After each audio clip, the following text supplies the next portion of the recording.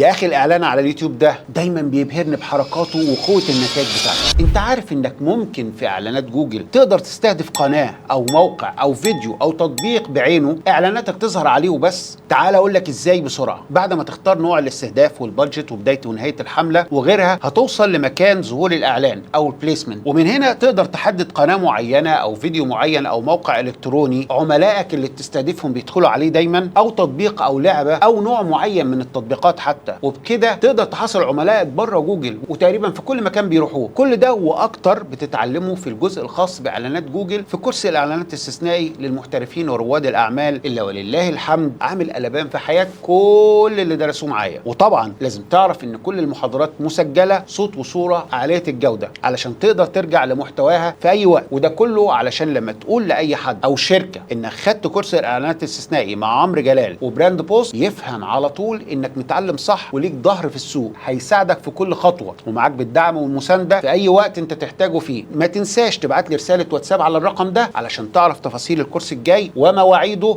وكل اللي عايز تعرفه من تفاصيل.